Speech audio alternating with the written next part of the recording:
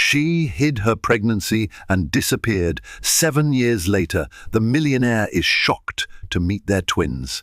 She disappeared without a trace, leaving only a hastily scribbled farewell and a shattered heart behind. No one ever suspected she was pregnant, not even the man who had once held her in his arms. Convinced they would share a lifetime together, 7 years later, a twist of fate reunited them. He had become a reclusive millionaire, famous for his high-stakes deals and relentless pursuit of success. She was a struggling single mother, raising twin children who were about to discover the identity of their father.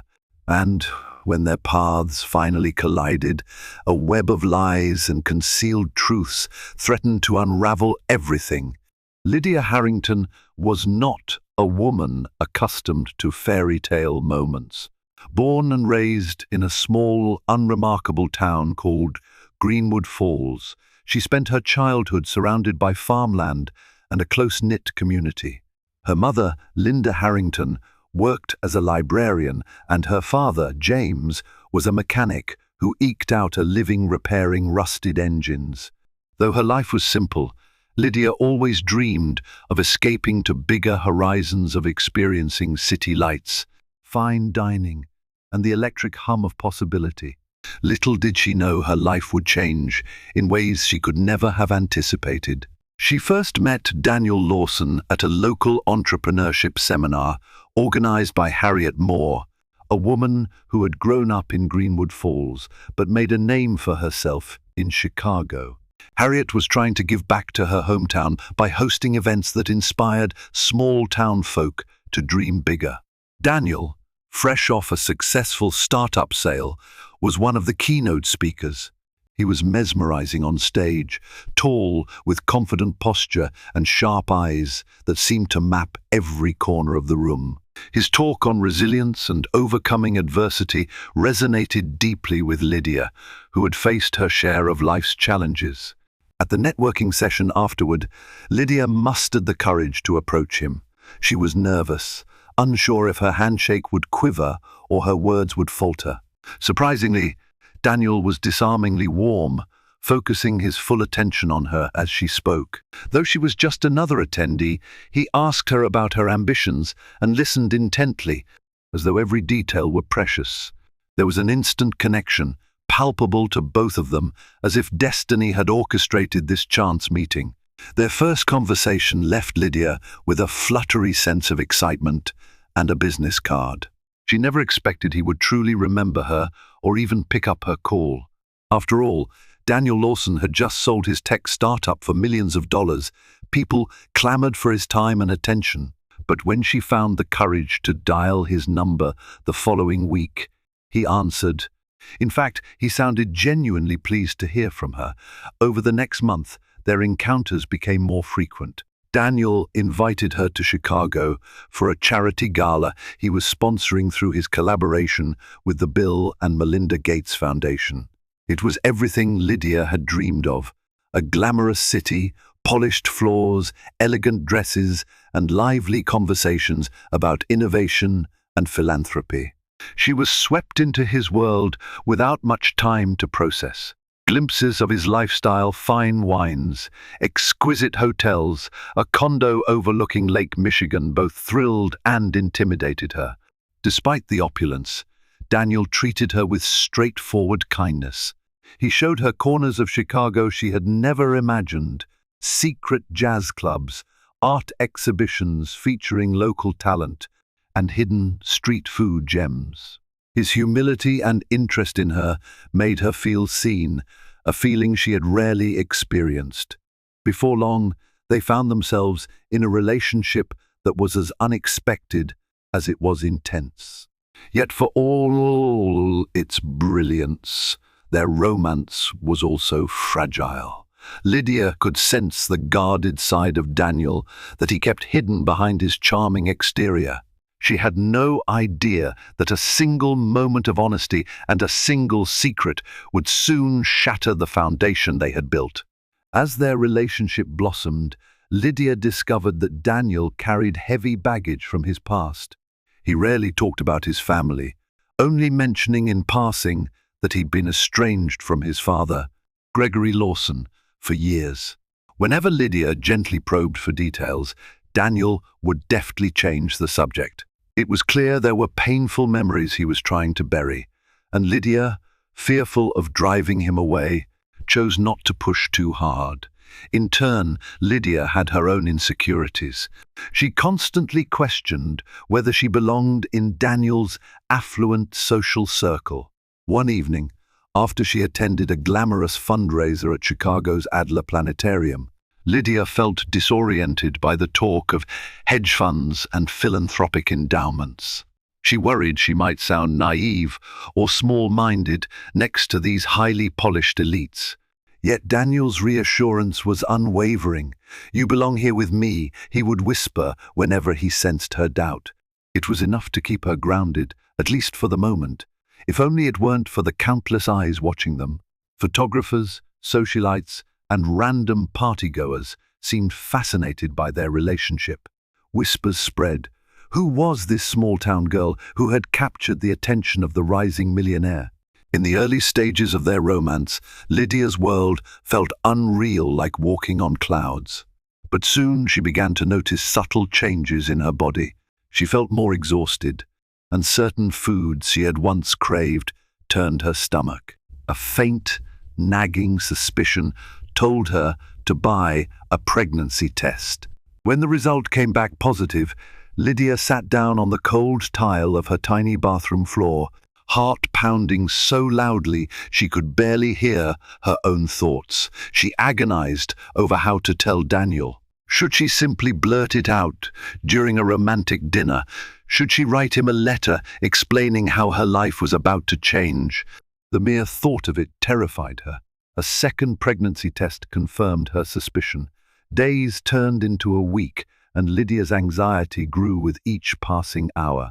She had always yearned to be a mother someday, but not like this, not amid swirling paparazzi, complicated family issues, and her own deep uncertainties. Finally, she summoned the courage to tell Daniel. She rehearsed the words 12 times in front of her mirror, trying to get the tone just right. But fate had other plans. That evening, she arrived at his condo to find Daniel visibly upset. A business deal had gone sour. A close associate he trusted had betrayed him. Daniel paced the living room, cursing under his breath, tension radiating from him like an aura of static electricity. Fearing it was the wrong moment to pile on further stress, Lydia swallowed her confession. Instead, she offered him support, an ear to listen, a hand to hold. Over the next few days, as Daniel scrambled to salvage the deal, Lydia felt him pulling away. He was short-tempered and distant, sometimes neglecting to call her for days at a stretch.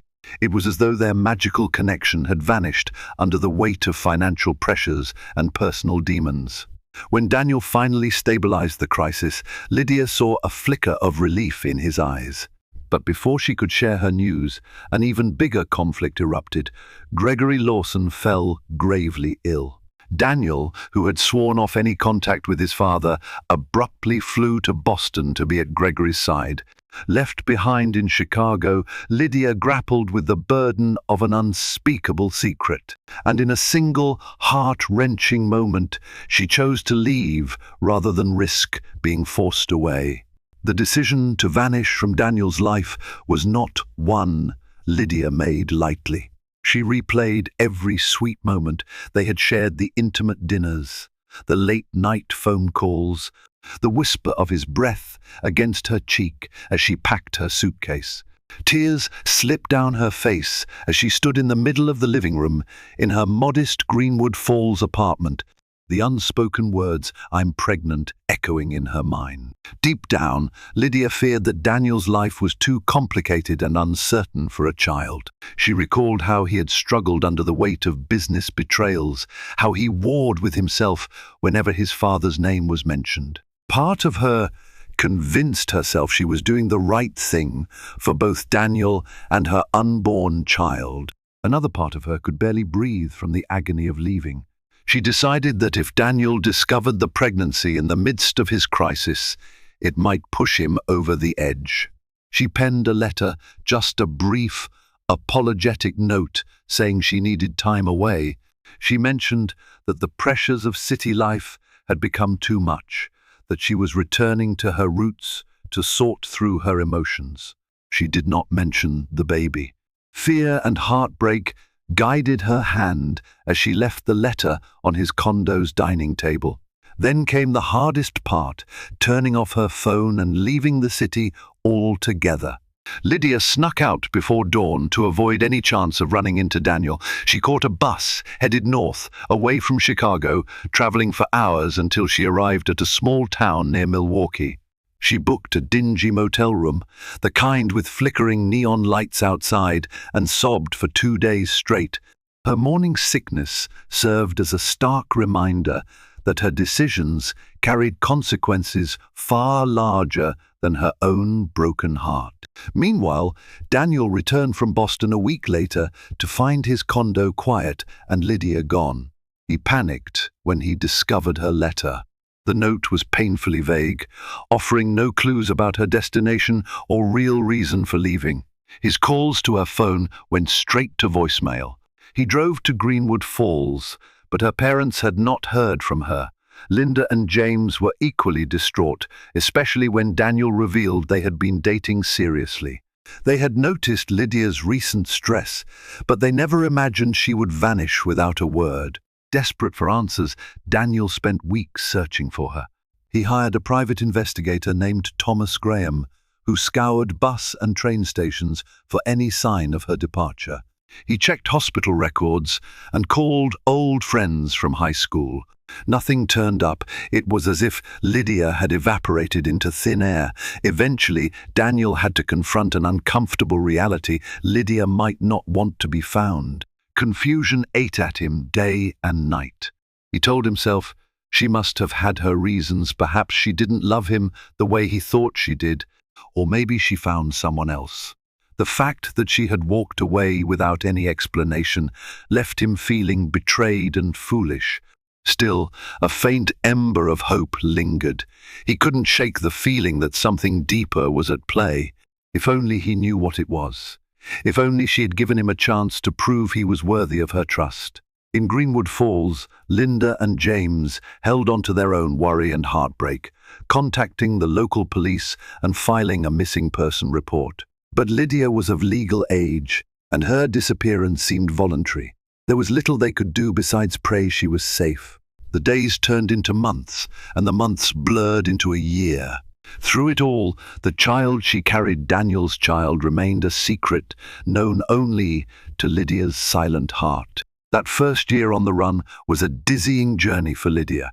Unable to face her parents or Daniel, she moved from small town to small town, finding temporary lodging in cheap motels and short-term rentals. She picked up odd jobs, waitressing in dimly lit diners, cleaning houses, doing data entry for small local businesses. The constant instability weighed on her, especially as her belly grew, making her situation all the more precarious. Yet, in the midst of her turmoil, Lydia found solace in the life growing inside her. She would place a hand on her rounded abdomen, feeling the subtle kicks that reminded her she was never truly alone. Each flutter reaffirmed the gravity of her decision. She was preparing to become a mother in a world that felt unsafe. At night, she would cry into the motel pillows, regretting the pain she was causing both Daniel and her family. Yet her resolve remained firm. She could not subject Daniel or herself to more chaos. When Lydia was 6 months pregnant, an elderly woman named Margaret O'Leary changed the trajectory of her life.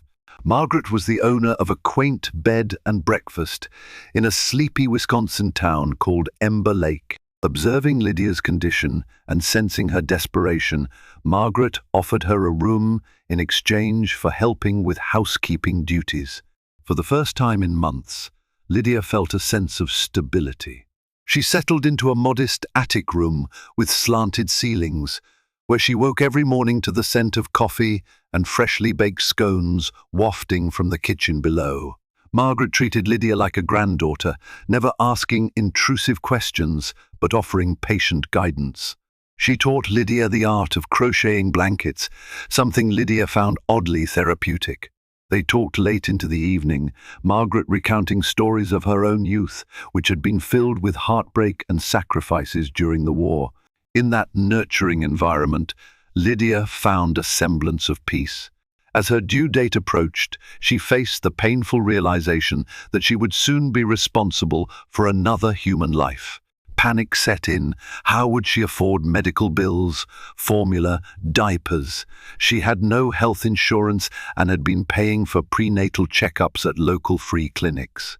In those final weeks, Lydia considered reaching out to her parents, but the shame and guilt overwhelmed her. She feared they would never understand her choices. When her water broke late one evening, Margaret rushed her to the nearest hospital.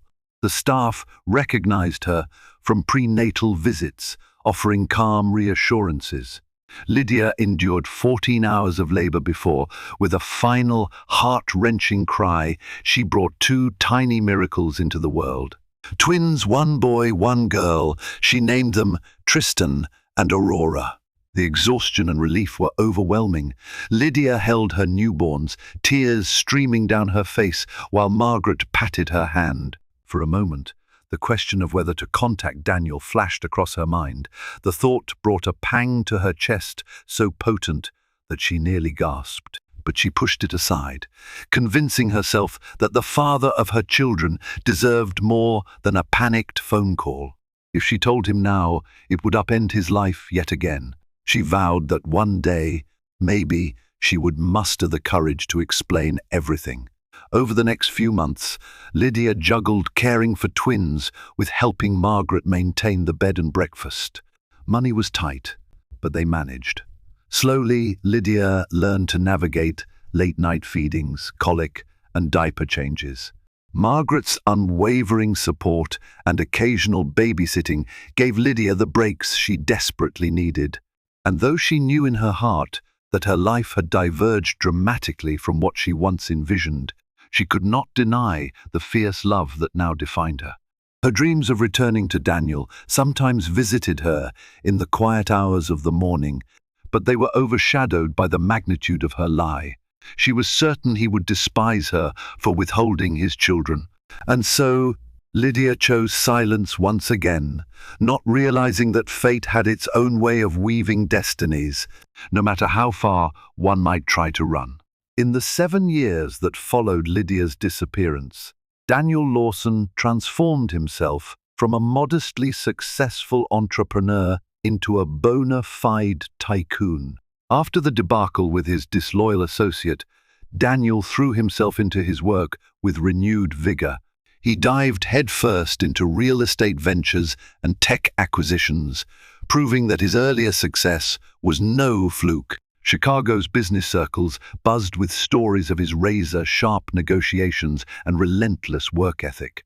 Rumors swirled that part of Daniel's drive stemmed from heartbreak. Though no one dared mention Lydia's name to him, close associates like Harriet Moore recalled how devastated Daniel had been when he found Lydia gone. He never publicly addressed the disappearance, nor did he confide in anyone but Harriet about his futile search.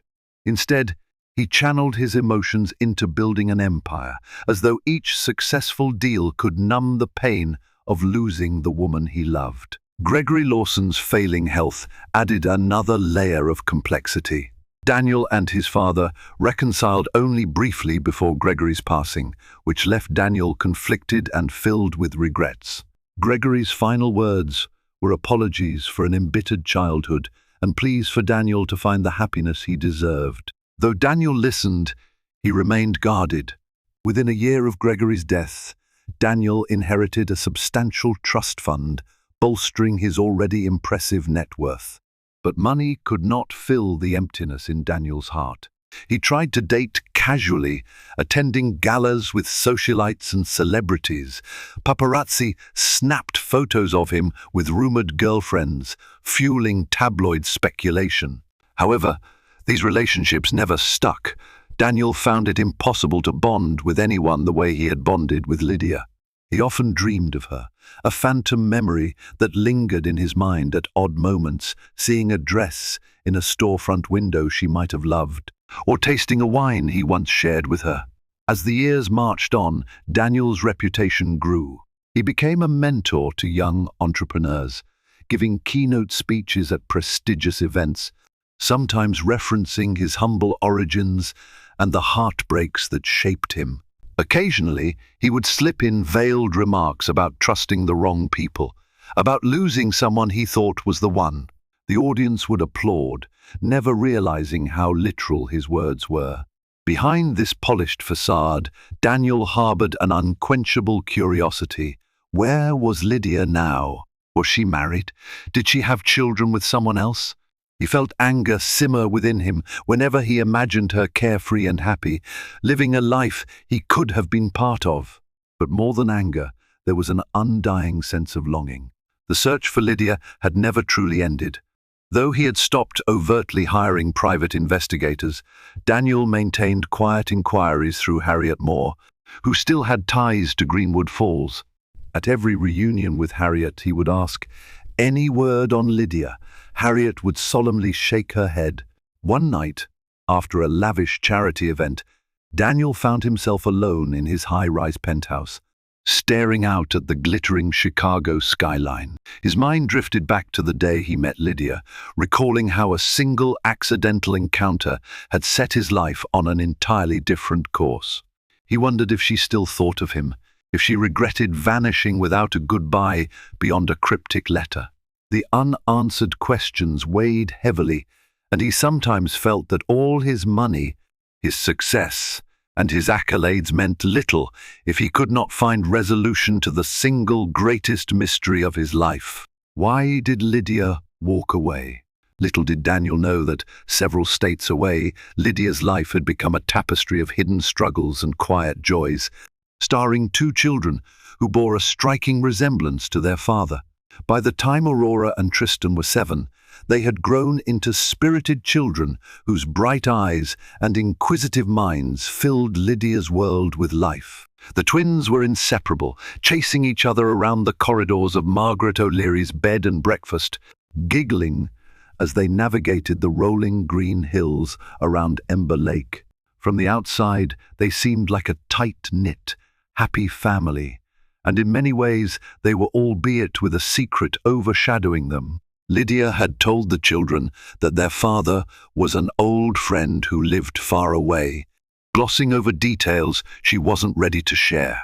Yet as Aurora and Tristan grew older, their curiosity about their father intensified.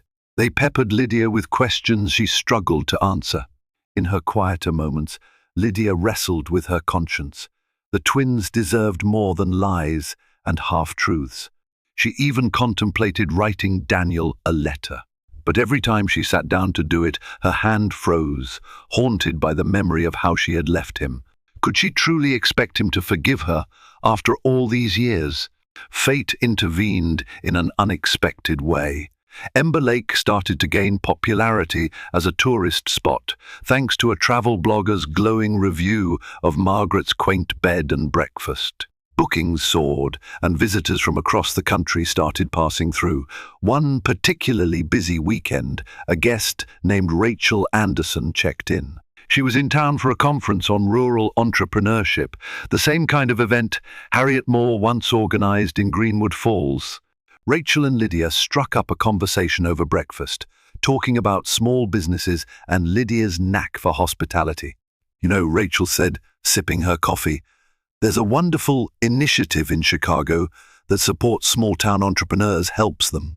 Secure microloans, offers mentorship. My friend Harriet Moore is actually one of the directors. Ever heard of her?"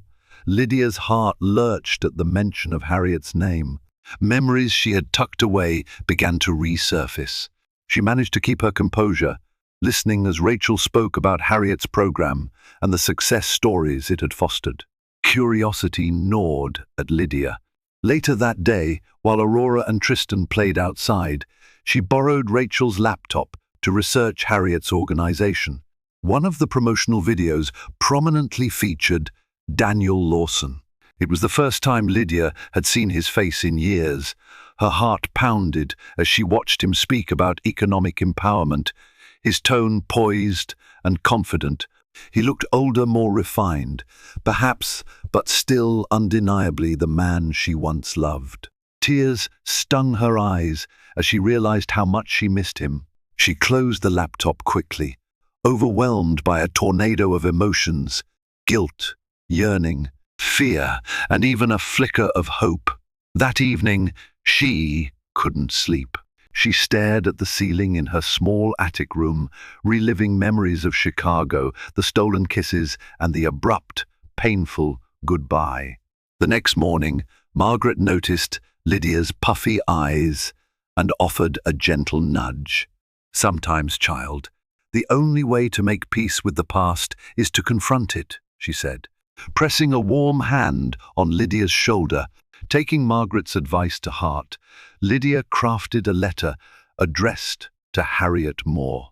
She didn't reveal her location, but she hinted at wanting to reconnect, apologizing for the way she had vanished. She asked Harriet if she might ever consider meeting for coffee somewhere discreet, away from prying eyes. Weeks passed with no response. Lydia began to think Harriet might have dismissed her note. Then one morning, Margaret handed her a letter with a Chicago postmark. Lydia's hands trembled as she read Harriet's reply. Harriet was stunned, but relieved to hear from her. She expressed worry, confusion, and above all, a willingness to talk things out. She provided a phone number and asked Lydia to call whenever she was ready. On the brink of a decision that could unravel her carefully guarded life, Lydia found her mind spinning. Telling Harriet the truth might set in motion events that would inevitably lead to Daniel. And that would mean Daniel learning about Aurora and Tristan. Despite her terror, a burgeoning sense of inevitability bloomed inside Lydia's heart. Could it be time to mend the wounds she had left unhealed for far too long?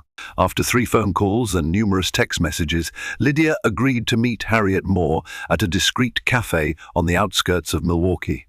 The journey from Ember Lake was only a couple of hours, but Lydia's nerves made it feel like crossing an ocean. Margaret offered to watch Aurora and Tristan, giving Lydia the freedom to confront her past without distraction.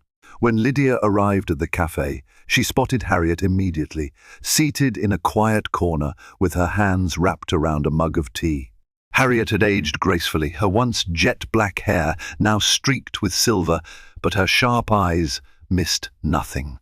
As soon as Lydia approached, Harriet stood, her face etched with a mixture of relief, anger, and concern. They embraced awkwardly, each waiting for the other to speak first.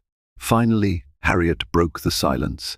"You look well, Lydia, but I've been worried sick for years." "I'm so sorry," Lydia replied, voice trembling. "I didn't know how to explain, or even where to start."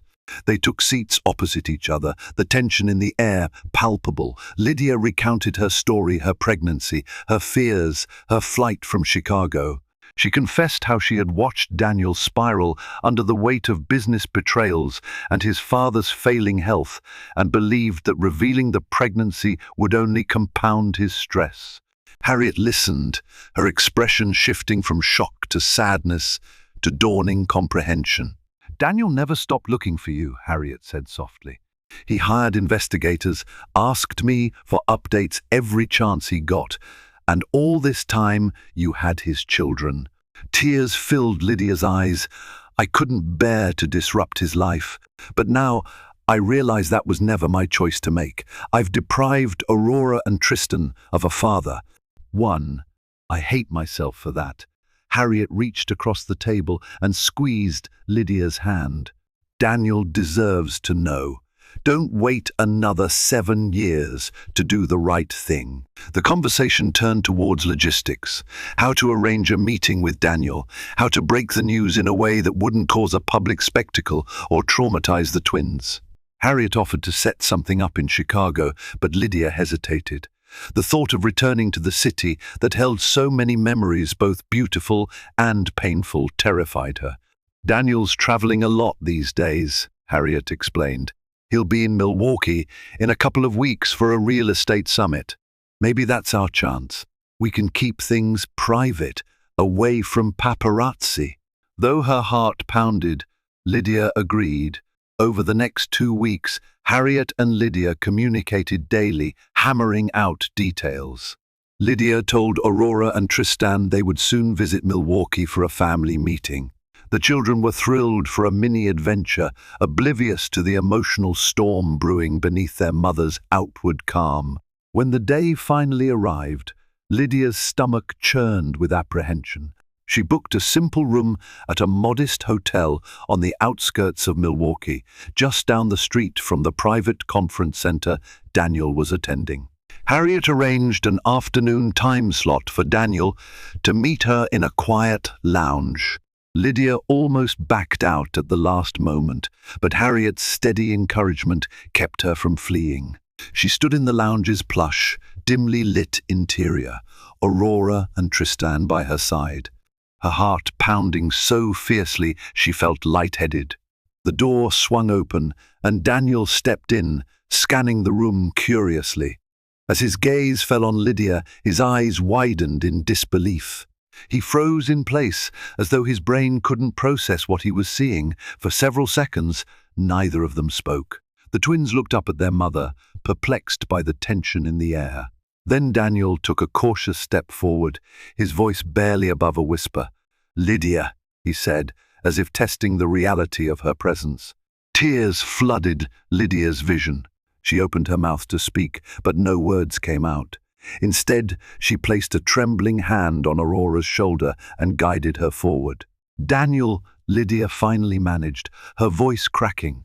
"Meet your children."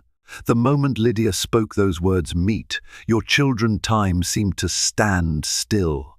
Daniel's gaze shifted between Lydia's tearful eyes and the wide-eyed innocence of the twins. Aurora, clutching her mother's hand, stepped forward. Tristan hung back slightly, his curious glance flickering between Daniel and the unfamiliar surroundings.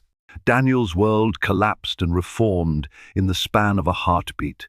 He knelt down, his trembling hands hovering in midair, uncertain of whether to reach out or keep his distance. The twins stared at him, curiosity mingled with apprehension. Their brown hair and the shape of their eyes bore an uncanny resemblance to Daniel's own features. There was no denying it, these were his children. A raw, choked sound escaped from Daniel's throat. Slowly, he extended a hand. "Hi," he whispered, voice cracking under the weight of overwhelming emotion. I'm Daniel." Aurora blinked up at him, her bright eyes studying his face. "I'm Aurora," she said, her voice small but resolute. "This is my brother Tristan." Tristan nodded shyly, hands tucked behind his back. His gaze lingered on Daniel's suit and tie, as though fascinated by the polished, tailored fabric. Daniel offered a gentle smile, though tears glistened on his cheeks. It's an honor to meet you both." Lydia stood close by, her heart pounding with guilt and relief in equal measure. Harriet, who had quietly facilitated this meeting, watched from a discreet distance, giving them space to absorb the magnitude of the moment. Daniel rose to his feet, turning to Lydia with a look that combined indescribable joy and unmasked betrayal. "Why didn't you tell me?" he managed to say, his voice shaking. "All these years, I searched for you. I never stopped thinking about you. And all this time, you were raising my children alone?" Tears spilled down Lydia's cheeks. "I'm so sorry," she whispered, her voice thick with regret. She glanced at the twins, who were now nervously looking at the grown-ups, sensing the tension. Let's take this somewhere more private."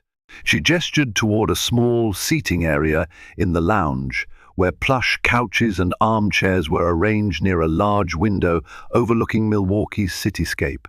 They settled onto the couches, the children perched beside their mother, while Daniel sat across from them. Harriet quietly excused herself, leaving them to navigate this reunion on their own. Daniel's voice softened as he asked Aurora and Tristan about their hobbies, favorite foods, and the little details that define a child's world. Slowly, a genuine connection began to form, though it was tinged with the weight of lost years.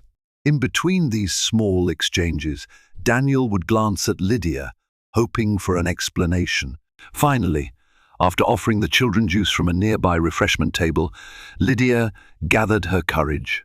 She recounted the day she discovered she was pregnant, how she watched Daniel unravel under various pressures, and how she ultimately fled, convinced it was the better choice. "I can't take back what I did," Lydia said, her voice raw. "All I can do is say I'm sorry and hope you'll find it in your heart to be part of their lives now." Daniel closed his eyes, struggling to contain his conflicting emotions. He was furious at Lydia for robbing him of 7 years with his children. Yet as he looked at Aurora and Tristan, who gazed back at him with a mixture of fascination and caution, his anger melted into awe. He couldn't deny he wanted to be their father. He had to be. "Things are going to change," he finally said, his tone resolute. "I want to know them. I want to make up for lost time." He stood and moved closer, gently ruffling Tristan's hair. "I don't know how, but I'll try." Lydia exhaled a breath she didn't realize she'd been holding. For the first time in years, she felt the faintest spark of hope that her family might finally piece itself back together. But she also knew that the hardest conversations still lay ahead, conversations about blame, forgiveness, and whether Daniel could ever trust her again. Over the next few weeks, Daniel arranged extended stays in Milwaukee, setting aside his intense business schedule to spend time with Aurora and Tristan. The children were both shy and excited by the new presence in their lives. They cautiously let him into their daily routines, morning cartoons, basic homework exercises, playful banter at dinner time. Daniel brought small gifts, children's books, puzzles, stuffed animals, but quickly realized it wasn't about material things. The twins wanted genuine engagement, someone to listen to their stories and ask questions about their day. Daniel was more than willing to learn. All the while, Lydia watched with bittersweet admiration. Seeing Daniel with their children confirmed what she had always feared. Her choice had deprived them of a father who would have loved them fiercely. At night, when the children slept, the tension between Lydia and Daniel grew palpable. They were polite but distant, each unsure how to address the gaping chasm of secrets and lost time. Eventually, Daniel could no longer hold back his questions. One evening, after the twins had been tucked into bed, he and Lydia stood in the dimly lit hallway of the small apartment she had rented in Milwaukee for this transition period. Daniel's voice was calm but laced with years of hurt. "Tell me why you really left, Lydia. I've heard your explanations, but none of them truly make sense. Did you think I'd reject our children? Or was there something else?" A tear slipped down Lydia's cheek. "I was scared," she said, voice trembling. "You were under so much pressure. I saw how you struggled. I honestly believed it would break you if you found out about the pregnancy on top of everything else. Maybe I told myself that as an excuse. Maybe I was also just afraid you'd push me away, or worse, resent me for complicating your life." Daniel shook his head, unable to hide his frustration. "I was frantic for you, Lydia. I would have done anything to keep you safe, to protect you. Do you know how much it hurt to come home and find you gone without a real explanation?" She wrapped her arms around herself, feeling small and vulnerable. "I knew I was hurting you, but it felt like the lesser of two evils at the time. And once I'd made that choice, I thought I had to live with it." They stood there, the silence between them filled with regrets. Slowly, Daniel reached out and placed a hand on Lydia's shoulder. "I don't know if I can forgive you easily," he admitted, pain evident in his eyes. "But I also can't deny that part of me still cares about you. Maybe I never stopped." Fresh tears welled up in Lydia's eyes. She opened her mouth to speak, but no words came. Instead, she simply leaned her head against his chest. For a moment, they stood in a fragile embrace, acknowledging the love and anguish that had shaped their journey. In the following days, Daniel arranged a private trip for Lydia and the twins to Chicago, where he offered them a suite in his penthouse. Lydia hesitated. She hated the idea of relying on him financially, but Daniel insisted it was the easiest way for him to continue building a relationship with the children. Reluctantly, Lydia agreed. Aurora and Tristan squealed with excitement at the thought of living in a place with tall windows and panoramic city views. Returning to Chicago felt surreal for Lydia. Passing the landmarks where she had once walked with Daniel sparked a flood of memories. When they arrived at his luxurious penthouse, the children gasped in delight at the shimmering skyline and the spacious living areas. Daniel tried to maintain a calm demeanor, but Lydia could see a flicker of pride in his eyes. For him, this home wasn't just about wealth. It was a place he had built with the hope of sharing it with someone he loved. The days turned into a balancing act. Daniel continued his business meetings, but he always returned home for dinner, eager to hear about the twins' day. Aurora and Tristan started to ask tentative questions about their father's work, amazed by his stories of board meetings and philanthropic projects. Lydia, meanwhile, observed from the sidelines, wondering if they could ever mend the fractures that lay beneath the surface. Would Daniel's resentment linger? Could she forgive herself for the years of deception? For the moment, they focused on building a foundation for the twins. They agreed to therapy sessions both for themselves and as a family, hoping professional guidance would smooth out the rough edges. But as they took these cautious steps forward, Lydia couldn't shake the feeling that at any moment, the fragile bond they were forming might crumble under the weight of the past. Several months passed in this new arrangement. Aurora and Tristan enrolled in a private school in Chicago, quickly adjusting to the rhythm of city life. They made friends, joined after-school activities, and began to thrive academically. Seeing the children blossom made Lydia's heart swell with pride and relief, though she still wrestled with the emotional complexities of living under the same roof as Daniel. Therapy sessions played a key role in slowly dismantling the walls between Lydia and Daniel. During one session, the therapist, Dr. Christine Taylor, prompted them to share the emotional toll of their 7-year separation. Daniel confessed to battling feelings of betrayal and unworthiness, admitting he had questioned whether he was deserving of love or fatherhood. Lydia tearfully revealed her guilt and the self-loathing that had haunted her every day since she left Chicago. Though progress was slow, these raw admissions created space for empathy. Outside of therapy, life began to assume a sense of normalcy. Daniel carved out time to read bedtime stories to the twins, told them anecdotes from his childhood, and even began cooking weekend breakfasts, clumsy efforts that often resulted in burnt pancakes and messy counters, but also yielded shared laughter. Lydia, for her part, contributed her organizational skills, managing the household so that Daniel could focus on strategic aspects of his business. Their interplay became unexpectedly natural, as if they were two halves of a puzzle slowly finding their alignment. Yet, unresolved questions lingered. Would Daniel truly forgive Lydia for hiding the twins? Did their rekindled closeness signify a new beginning, or merely a co-parenting arrangement? One evening, after the twins had gone to bed, Daniel approached Lydia in the living room. He handed her a small photo album. She opened it to find pictures of Daniel's life over the past 7 years, his travels, business milestones, philanthropic events, and snapshots of time spent with friends. "I want you to see what you missed," Daniel said, a slight tremor in his voice. "I'm not showing you this to hurt you. I just need you to understand that I lived a whole life believing you didn't want me. It was lonely, no matter how many people were around." Lydia flipped through the photos, with tears sliding down her cheeks. She spotted a few paparazzi images of Daniel looking dashing in a tuxedo at a charity ball, his eyes empty beneath the forced smiles.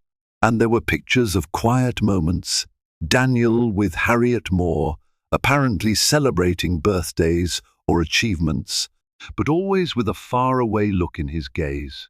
Daniel, the first, so sorry, Lydia whispered. I know sorry doesn't fix anything, but I never stop thinking about you. I was too afraid. He placed a hand over hers as she closed the album. I don't know how to forget those years, Lydia, but I can learn to forgive, for our children's sake, and maybe for ours. In that moment, they shared a cautious but hopeful look. Neither was sure what the future held, but they knew they were on the path toward healing. Days stretched into weeks, and as the family continued to mesh, the wounds of the past slowly began to scar over, leaving behind a tenderness that reminded them of what they nearly lost. When the time came for the twins' 8th birthday, Daniel went all out. He planned a small, family-oriented party at the penthouse, inviting close friends and some of the kids' classmates. Harriet Moore made a point of attending, eager to see how far they'd come. With balloons, a cake decorated with cartoon characters, and the sound of children's laughter filling the space, the event felt like a true celebration of unity. In the midst of the festivities, Aurora tugged on Daniel's sleeve. "Daddy," she asked, her young voice full of earnest curiosity, "are we gonna stay together forever?" Daniel crouched down and ruffled her hair gently, a broad smile lighting his face. "I can't promise life will always be perfect," he said softly, "but I promise I'll always be here for you."